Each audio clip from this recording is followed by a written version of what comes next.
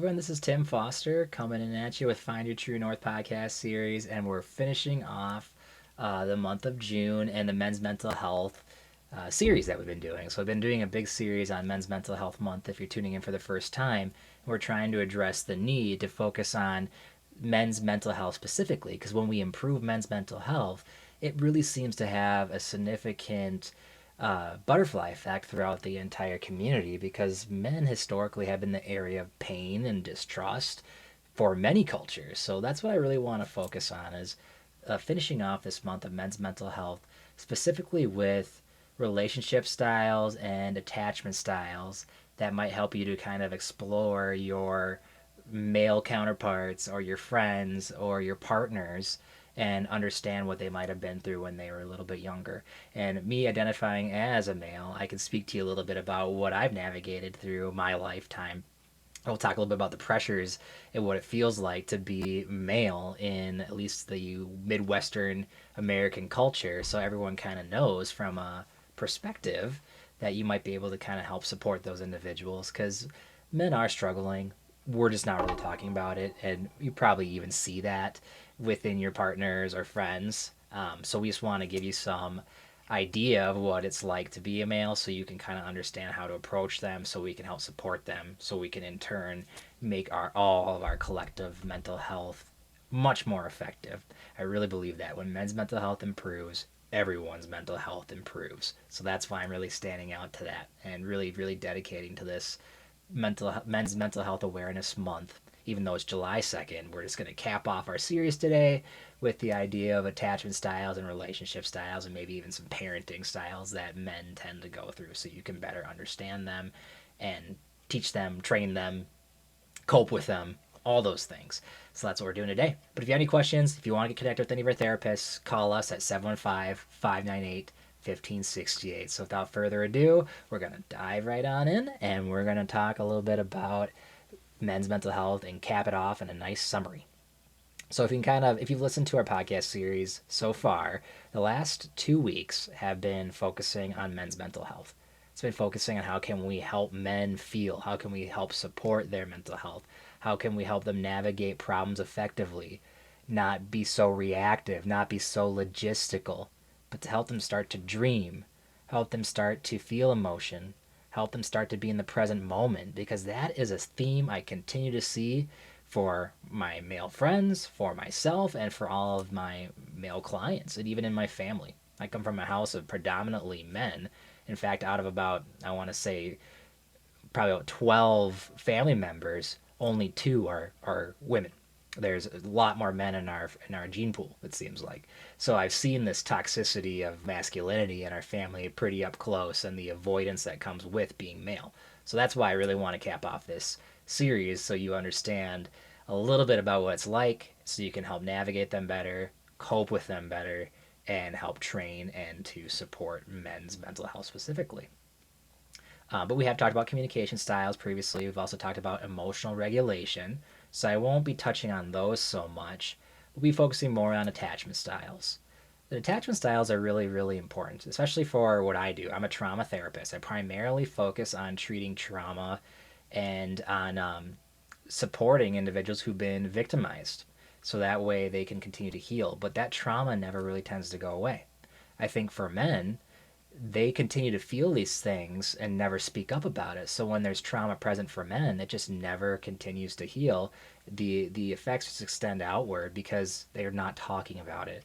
So if we can really get men to talk about things, I think it's going to help men heal, but it's also going to help people who have been victimized, harmed by men to heal too.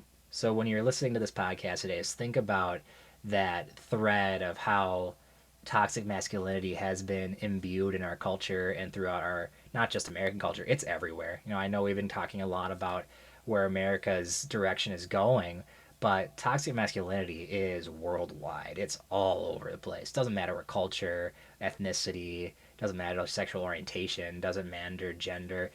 Toxic masculinity is everywhere. That's why I think if we can increase men's mental health or masculine mental health, it's just a better for everyone in general. So, what I want to have you all think about is think about your male partners, or maybe even a friend. Could be your mom and dad, or it could be your dad, whatever it is, think about that person. Take a little bit of time right now. Think about one person in your mind. Just notice how you feel towards that male. See if there is any toxic masculinity traits in that individual. I'm guessing you probably can find some. I know I can definitely see some. Even though I love my parents, I love my dad, I love my brothers, and they probably can even listen to this, I do identify toxic masculinity in all of us. And it part of it is just that acculturation that happens to us, but we have to acknowledge that there is still that aspect left. And if you are male and you're listening to this, it's probably good to have an appropriate level of guilt about that too. You want to feel bad a little bit about what's happened or maybe how you've perpetuated toxic masculinity, but you don't ever want to have shame. You might feel bad and be like, I'm really sorry that happened. That's guilt. But never blame yourself for anything. I don't think there's a whole lot of room for shame in mental wellness at all, if any. I'd say you might feel guilty because you're human, but we don't want shame in the picture. Let's get that out of here. But feel that remorse, feel that guilt. That's a good feeling to have. If you didn't have guilt or remorse, you would actually be meeting criteria for psychopathy, sociopath. You definitely don't want that. So feel that guilt. Let it kind of take you over and say, yes, I do want to change. And that's what's really going to lead you. Vulnerability is what begets change. So if you are a male and you're listening to this, hopefully you take this as not an attack, but as a way to help initiate behavioral changes. And if you are partner of a male or have friends, think about how you can support them in being able to become more aware of this toxic masculinity. But I think as a supporting person, you want to know what this male has gone through that's led to this toxic masculinity, because it's not about their decisions. This isn't a moral issue. It is a cultural acculturation and a intergenerational trauma issue. It's just years and centuries of difficulty with emotions and bearing them down and avoidance and stubbornness that have permeated what it means to be male in our culture and in our world entirely. So we want to understand that.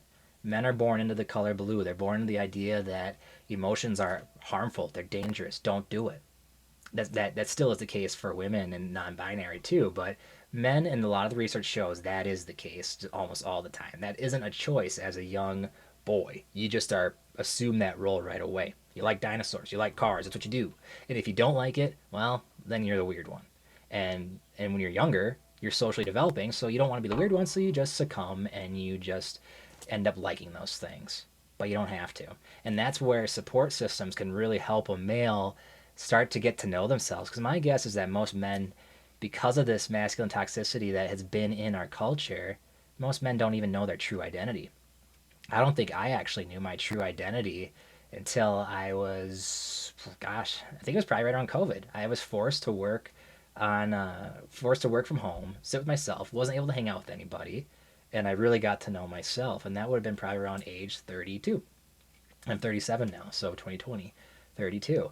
And I didn't get to know myself. But at that point, that's when I started getting some of my tattoos, started getting some of my piercings. And I always had one of them, but I never told anybody because they were kind of assumed as just not being appropriate, especially if there's religious aspects. And there was in my life, so I just didn't do it. I didn't talk about it, but one day I went and did it.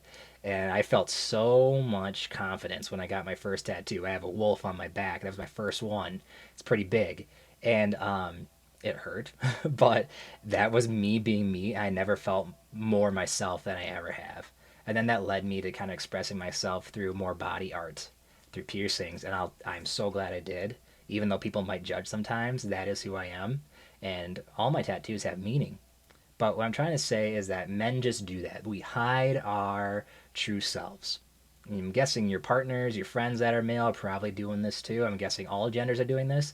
But since it's Men's Mental Health Month, and based on the research, this is just much, much more prevalent and much stronger in male genders. That avoidance, that lack of emotionality is really high, and it's leading to a huge reduction in emotional intelligence, which is continuing to have a significant problem in many aspects of our culture. People with lower emotional intelligence end up being much more abusive.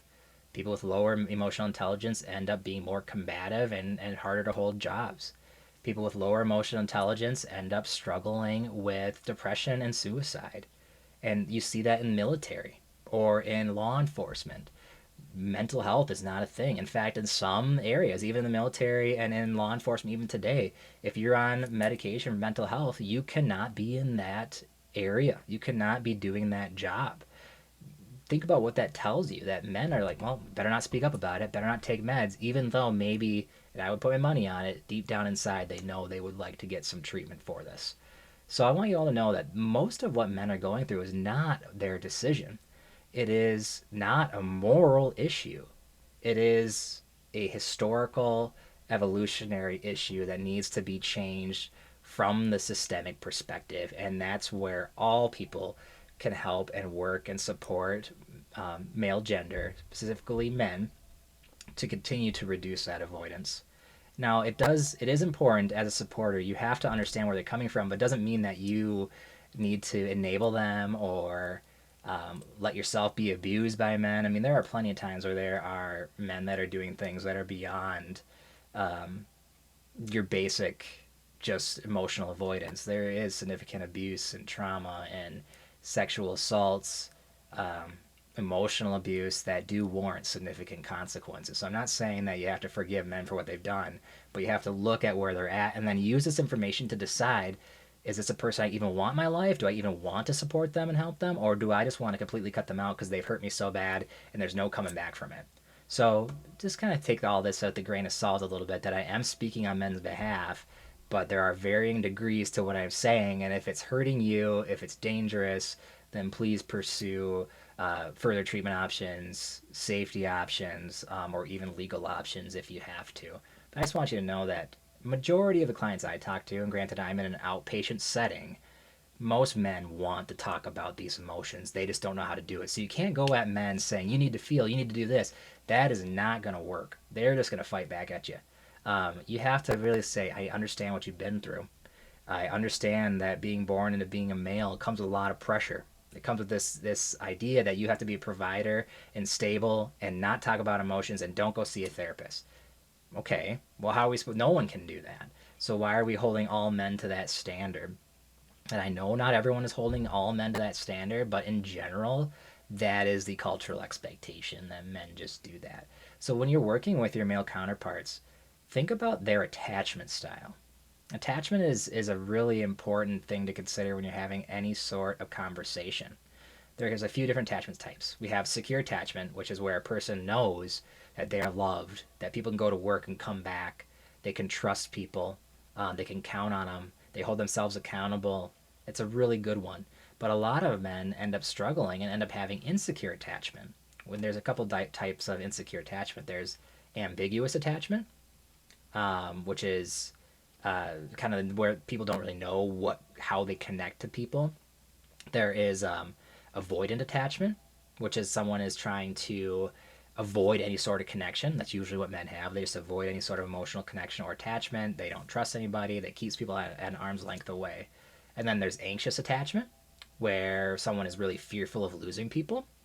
I don't see that a ton in men. It's more avoidant. But then there's fearful avoidant, which is the type of attachment with a little bit of both. You might kind of pop a shield back up to push people away, and then drop it, let them come in, and then push them back up again. So that is kind of your fearful avoidant attachment. That one is more associated with trauma. So if you're seeing that push and pull, I would probably check and say, this person might have some trauma.